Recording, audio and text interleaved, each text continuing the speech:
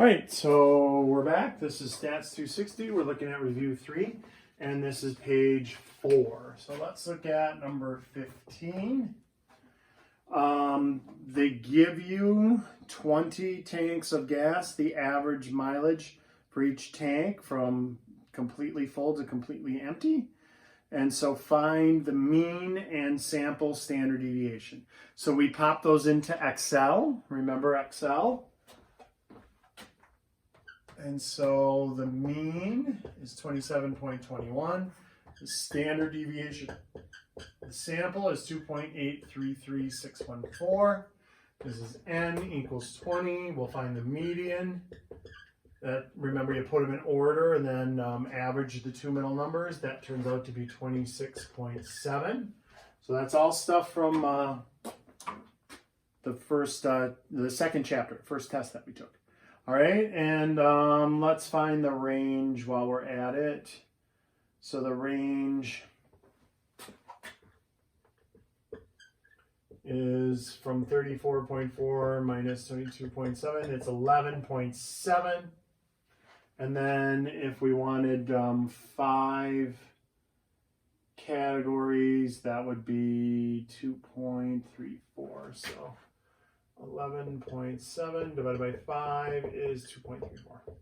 All right, so find the mean and sample standard deviation. That's this part. These things are all stuff that we did in chapter 2, but we're gonna examine that further. So here it says for letter B, verify that the data is roughly normal by using the Pearson coefficient. The Pearson coefficient is when you take 3 times the mean minus the median, and then divide it by the standard deviation.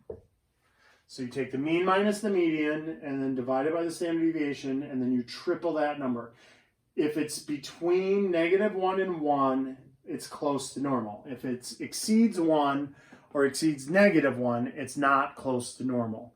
And so it really doesn't matter if you do the mean minus the median or the median minus the mean, because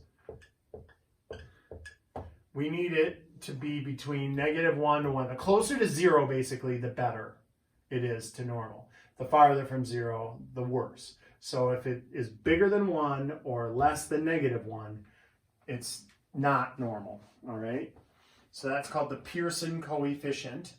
And so let's pop in, we have the mean and the median. So 26.7 minus 27.21, and then we're going to divide that by 2.8336, and we're going to triple the answer. And so that turns out to be -0.539.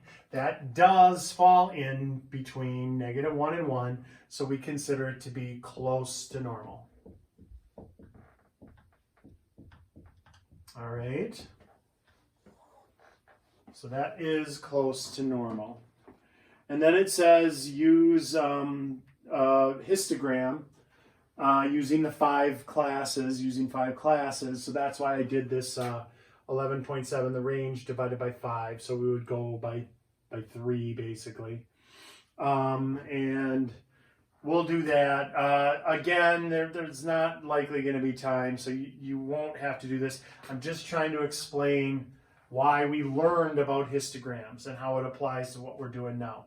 So look, 21.5, we add 3 to that, that's 24.5. We add 3 to that, that's 27.5. Add 3 to that, 30.5. And then add 3 to that, and that's 33.5. And now we just see how frequently that occurred. So the frequency goes up the side here. This is mileage and frequency, and that's for whatever, the Hyundai Elantra HE. So here, 1, 2, 3, 4, 5. So there's 4. That's the first one. 4 pieces of data fall into the bin, 21.5 to 24.5. 8 pieces of data, 4, 5, 6, 7, 8. 8 pieces of data fall in between 24.5 and 27.5. 6 fall into that bin, and then 1, and then 1. 1 and 1. And that's 36.5 over there. Okay, so again, for this particular test, because there's so much work, you're not going to really have time to do this. You are going to do the Pearson coefficient for me. And that, the closer to 0, the better. Look, oh, and I started to say, if you do median minus mean, that would just flip those two numbers, and then you just have positive 0.539. It would still be between -1 and 1. And so it doesn't matter if you say mean minus median or median minus mean. Either one can be first. All right. Okay, so let's look at the next one, C. Assuming the population is roughly normal, find a 99% confidence interval for the mean gas mileage for the Hyundai. All right, so here's the thing with that. It's a small sample, so we're going to have to use the T distribution, not the Z distribution. We have a sample standard deviation and not the population standard deviation. And with that in a smaller sample, like 20, you use the T distribution, not the Z distribution. So what that looks like is this. We have x bar minus T times S over the square root of N.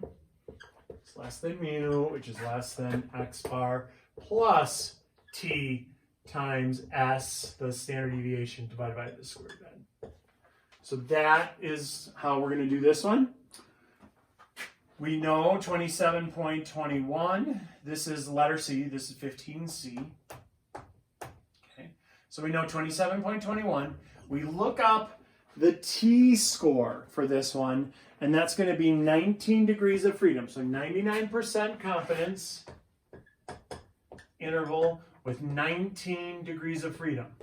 Why 19? Because there's 20 pieces of data. 20 minus 1 is 19. And so we go to this chart, table F, and you go to 99% confidence, and you follow it down to the number 19. And so that's that 2.861 is what I'm getting there. So that is where that came from. The T is 2.861. Again, don't worry about the alpha over 2. On the formula sheet, it has a little alpha over 2. T sub alpha over 2. Just cross that off. Don't worry about that. All right. And then S, we found that on Excel. That's 2.8336. And then the square root of 20. And again, we're going to find the margin of error, this part, the margin of error, and then add it and subtract it from 27.21 minus, so let's take that into the old calculator.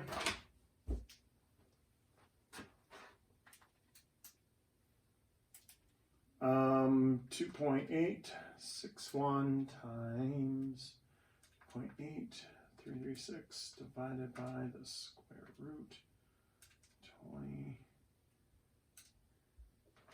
That is 1.81276, and then we'll call it 27.21 plus 1.813. All right, so minus 27.21. That is 25.397. 397. Oh, they want it to hundredths, so 25.4. Which is less than 27.21 plus 1.813 is 29.02. So 29.0 per tenths. Okay, so T distribution on that one, because we do not have the standard deviation of the population. Just a sample standard deviation with a smaller sample. All right, then letter D, it says assume the population is normal with a standard deviation of 4 miles per gallon. So they gave us a population standard deviation for letter D. And then it says how many mileages would we have to collect to make 99% confidence with a error of 2 miles per gallon. So here is that margin of error thing again, where they give you the margin of error. So we get to use a z-score here for 99% confidence because they now gave us the standard deviation of the population. So you look up 99% for z, that's 2.576, times 4 is the standard deviation, and then divided by how much error we want, only 2 miles to the gallon, and then square the result. And so you would have to do 26.543, we'll call it 27 trials we would need for n. Okay? And then let's see, using the mileage, determine a 95% confidence interval for the proportion of Hyundai Elantra fill-ups that result in a mileage less than 28. So that's a proportion one.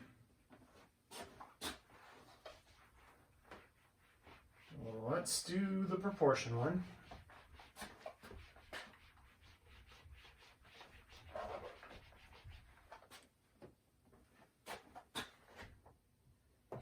So some students go, well, wait, I can't figure that out because I don't know less than 28. But you have the raw data, so you do know how many were less than 28. So you look at how many are under 28 miles per gallon, and in fact, 12 of the 20 are less. So p hat is 12/20ths, which means 60%. 60% of the raw data is less than 28, okay?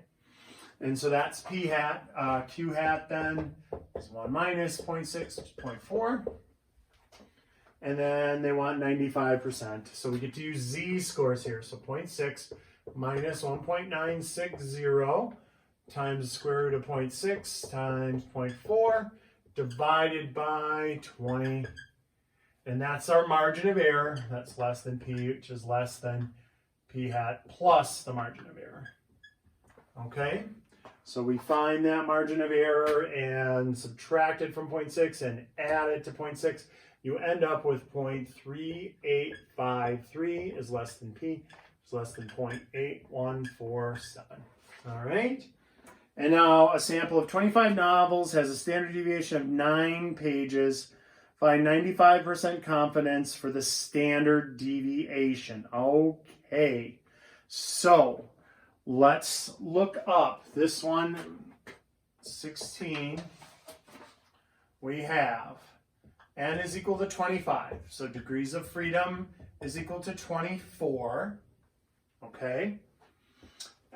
We got standard deviation of 9. All right. And now what do we look up? Well, let's draw a picture here. It's a skewed curve, but they want 95% confidence. So if it's 95% confidence, that's 95 in the middle. That leaves 5%. So it's 2.5% on the top end and 2.5% on the bottom end. That means we look up 2.5% on our chart, and 2.5 plus 95, that would be this line, 97.5%.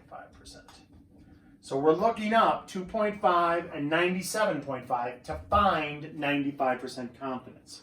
All right?